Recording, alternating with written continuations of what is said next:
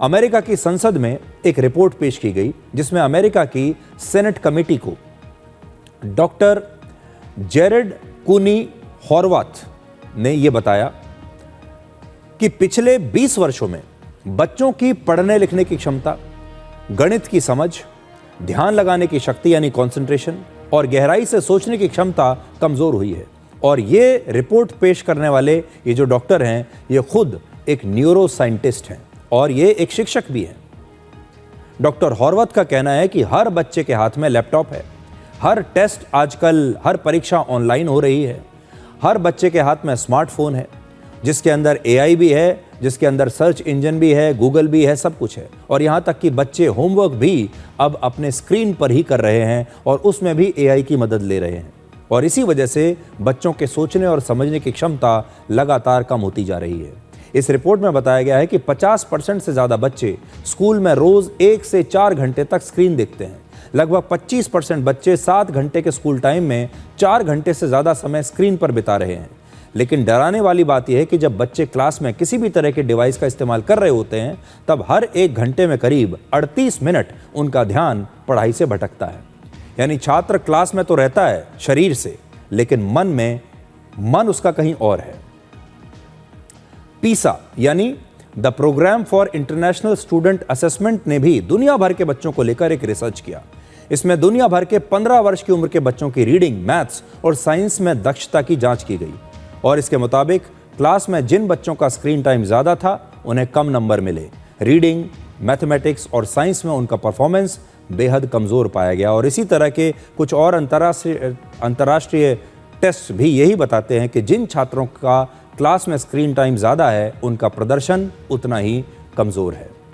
Doctor हॉर्वथ की study से पता चलता है कि कागज़ पर पढ़ने लिखने वाले बच्चे स्क्रीन पर पढ़ने वाले बच्चों से ज़्यादा समझदार होते हैं और ज़्यादा याद रख पाते हैं।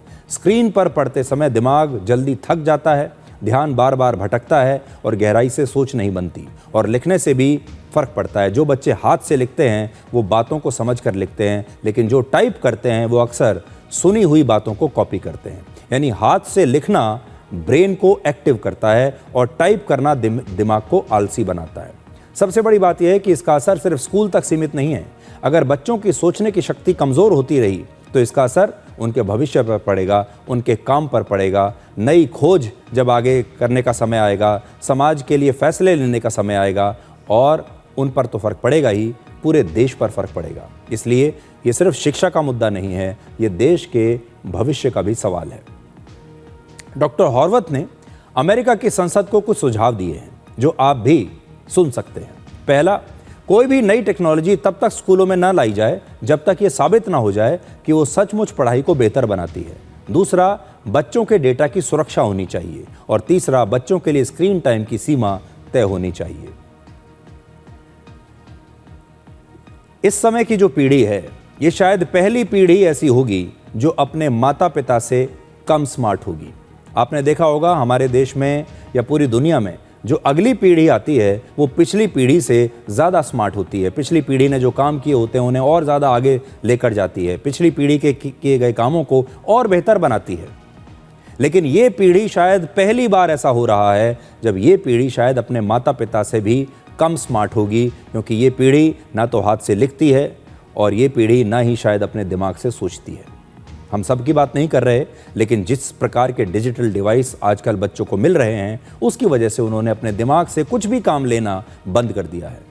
आपने भारत के दूसरे राष्ट्रपति और भारत रत्न डॉक्टर सर्वपल्ली राधाकृष्णन के बारे में ज़रूर सुना होगा।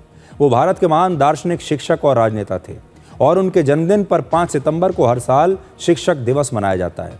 उन्होंने एक किताब लिखी जिसका नाम है इंडियन फिलॉसफी, और किताब के वॉल्यूम 1 में उन्होंने प्राचीन भारत की गुरुकुल शिक्षा पद्धति के बारे में लिखा था। गुरुकुल में वेदों और शास्त्रों का पाठ किया जाता था, हाथ से लिखकर अभ्यास किया जाता था, बार बार दोहराया जाता था और ध्यान और याददाश्त पर विशेष जोर दिया जाता था। लेकिन अब बच्चों को हम स्क्रीन तो देते हैं, लेकिन हमारा और स्कूलों का ध्यान बच्चों की सोचने और समझने की क्षमता को बढ़ाने में नहीं है। तो ये आज हम आपको ये बताना चाहते हैं कि अपने बच्चों को आप टेक्नोलॉजी सिखाइए ज़रूर, लेकिन उन्हें पूरी तरीके से टेक्नोलॉजी पर आश्रित मत छोड़िए।